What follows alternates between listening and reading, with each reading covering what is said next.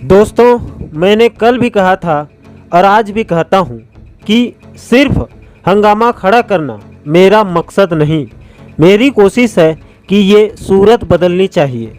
मेरे सीने में नहीं तो तेरे सीने में सही हो कहीं भी आग, लेकिन आग जलनी चाहिए। नमस्कार दोस्तों, मैं हूं आपका दोस्त लोकेश साहू और आप देख रहे हैं लोकेश छत्तीसगढ़िया यूट्यूब चैनल। साथियों, आज का वीडियो बहुत ज़्यादा महत्वपूर्ण होने वाला है क्योंकि इस वीडियो में अश्वनी रात्रि केस के साथ साथ स्थानीय भर्ती केस की भी विस्तृत जानकारी देने वाला हूं कि आने वाले समय में शिक्षक भर्ती में क्या क्या घटनाक्रम हो सकता है। इसलिए दोस्तों, आप लोगों से विनती है कि वीडियो को शुरू से लास्ट तक ज़रूर देखें। उसके बाद इस वीडियो को लेकर अपनी राय बनाकर मुझे अपनी राय कमेंट सेक्शन में बताएं। दोस्तों, मैं सबसे पहले बात करूंगा अश्वनी रात्रि कोर्ट केस की, जिसकी कल कोर्ट में सुनवाई थी। साथियों, कल कोर्ट में इस केस को लेकर बहुत बड़ा प्रोग्रेस देखने को मिला। कल कोर्ट में सरकारी पक्ष के वकील अश्वनी तिवारी जी ने कोर्ट के सामने अपना पक्ष रख दिया। दोस्तों, सच कहूं तो सबको इसी का इंतज़ार था, क्योंकि दोस्तों इस केस का खारिज होने से भी कहीं ज़्यादा महत्वपूर्ण सरकार के वकील द्वारा अपना पक्ष या सबूत कोर्ट के समक्ष रखना जरूरी था। क्योंकि दोस्तों इसके बिना अश्वनी रात्रि केस का आगे बढ़ना बहुत मुश्किल था। क्योंकि आपकी जानकारी के लिए बता दूं कि कोर्ट ने सिर्फ अभी तक अश्वनी रात्रि के पक्ष और उनके वकील द्वारा दिए गए दस्तावेजों को ही देखा था। और दोस्तों, कोर्ट की एक प्रक्रिया होती है, जब तक कोर्ट दोनों पक्षों को बराबर नहीं सुन लेता तब तक अपना अंतिम फैसला नहीं सुनाता है। और दोस्तों, सरकार के वकील आशीष तिवारी जी ने अपना पक्ष कोर्ट के सामने रख दिया और कोर्ट ने दोनों पक्षों को सुनने के बाद फैसले को सुरक्षित रख लिया है। ये भी कोर्ट का एक प्रक्रिया ही है। हालांकि दोस्तों, कोर्ट ने अश्वनी रात्रि केस की नेक्स्ट हेयरिंग या फाइनल हेयरिंग की डेट अभी तक नहीं बताई है या अभी सामने नहीं आया है, और ना ही कल का कोई ऑर्डर शीट भी नहीं आया है। खबरों की माने तो आज शाम तक आ सकती है, उसके बाद और स्थिति साफ हो जाएगी। अब दोस्तों, ऐसे में अभ्यर्थियों के मन में एक सवाल सबसे ज़्यादा उठ रहा है कि क्या अब इस केस की सीधा अंतिम आदेश आएगा या इसकी कोर्ट में अभी बहस होगी। तो दोस्तों, इसके लिए मैंने अपने दो मित्रों से आज सुबह फ़ोन पे चर्चा की और उन दोनों को पूरे केस का हिस्ट्री बताया। तो उन दोनों मित्रों का इस पर अलग अलग राय था। एक का कहना था कि चूंकि सभी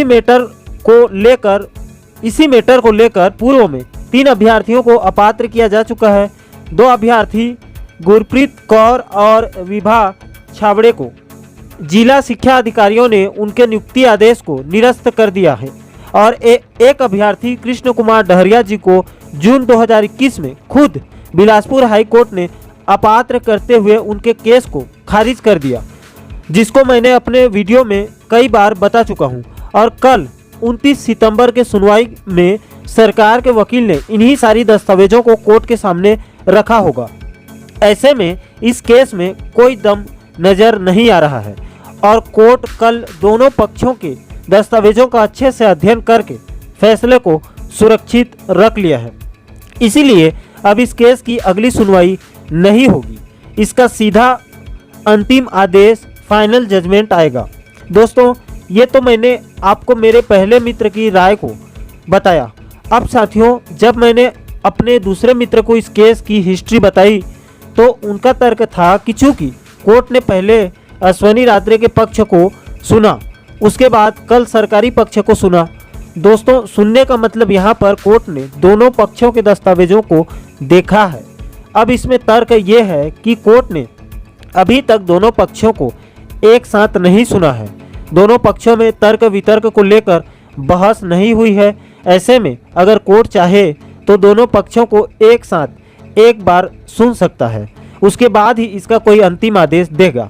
और इस बात को भी नकारा नहीं जा सकता है क्योंकि इसके भी कई सारे उदाहरण हैं। दोस्तों, आपने दोनों पक्षों को सुन लिया। दोनों मित्रों का इस विषय पर अलग अलग राय थी, लेकिन दोनों ने आखिरी में एक सटीक तर्क दी जिस पर दोनों की सहमति दिखी और दोनों का अंत में कहना है कि कोर्ट की आगे की प्रक्रिया का स्पष्टीकरण उसके कल हुए सुनवाई की ऑर्डर कॉपी या कोर्ट स्टेटस से ही पता चलेगा। दोस्तों, कल 29 सितंबर के सुनवाई की जो ऑर्डर कॉपी सामने आएगी तो स्थिति पूरी तरह से साफ हो जाएगी। अब दोस्तों, यहाँ पर सबसे बड़ा सवाल यह है कि इस केस की फाइनल होने में और कितने दिन लग सकते हैं। तो दोस्तों, मान लो कोर्ट इसका सीधा अंतिम आदेश जारी करेगा तो एक हफ्ते में केस फाइनल हो जाएगा, या कोर्ट अगर इस पर एक सुनवाई करना चाहे तो आप मानकर चलें कि 17 अक्टूबर के बाद ही इसका फाइनल हो सकता है, क्योंकि दोस्तों 7 अक्टूबर के पहले इस केस का निपटना मुश्किल है और 7 अक्टूबर के बाद नवरात्रि शुरू हो जाएगी।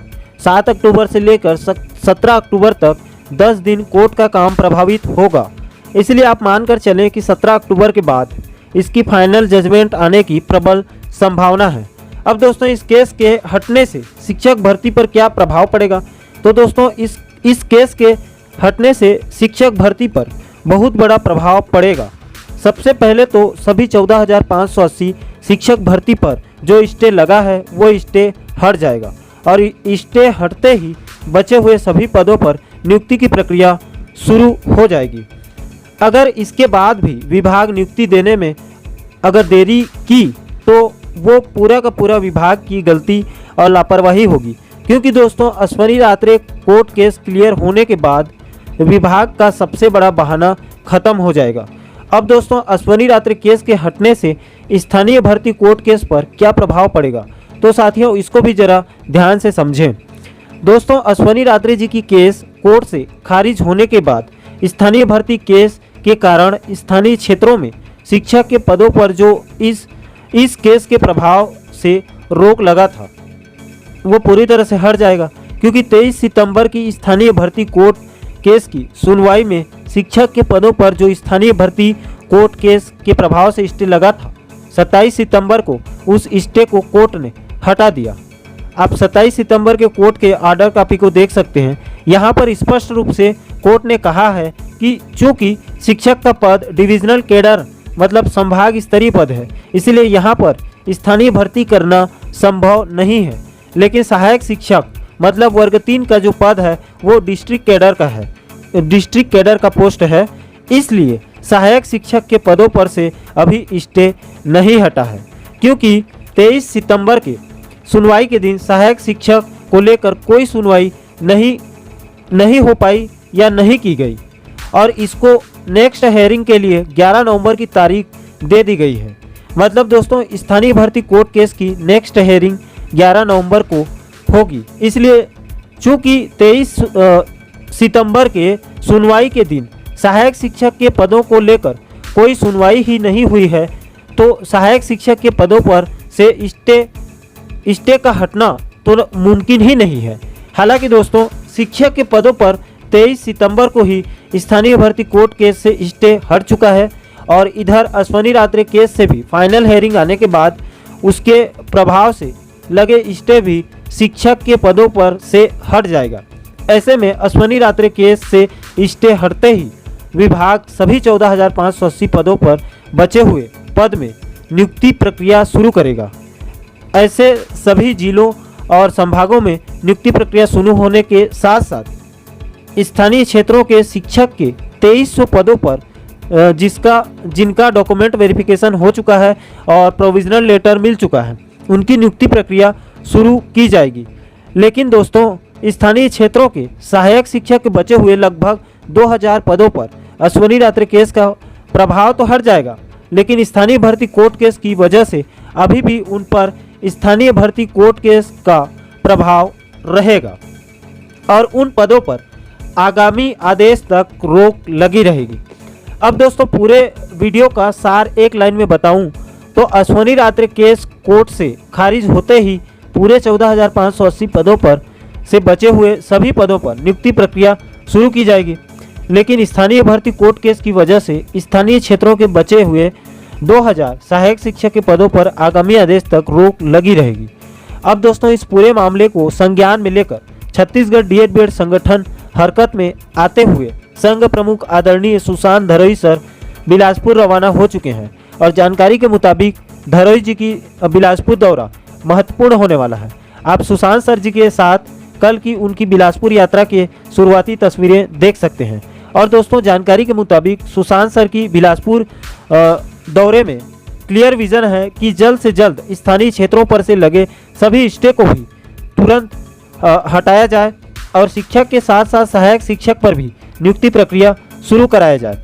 और दोस्तों जानकारी के मुताबिक 2-3 मेन मुद्दों को लेकर स्थानीय और मैदानी दोनों पक्ष के अभ्यर्थियों को एक मंच पे लाकर बीच का रास्ता निकालने के लिए सुशांत धरोई सर बिलासपुर दौरे पर हैं। और दोस्तों अगर दोनों पक्षों में आपसी सहमति बन गई तो आप यकीन मानिए स्थानीय भर्ती कोर्ट केस तुरंत खत्म हो जाएगा और बचे हुए 14,580 शिक्षकों की भर्ती की प्रक्रिया एक साथ शुरू की जाएगी। दोस्तों आशा करता हूं कि आप आज के वीडियो को सटीक तरीके से समझ गए होंगे। दोस्तों आज के वीडियो को लेकर आपकी क्या राय है मुझे कमेंट करके ज़रूर बताएं।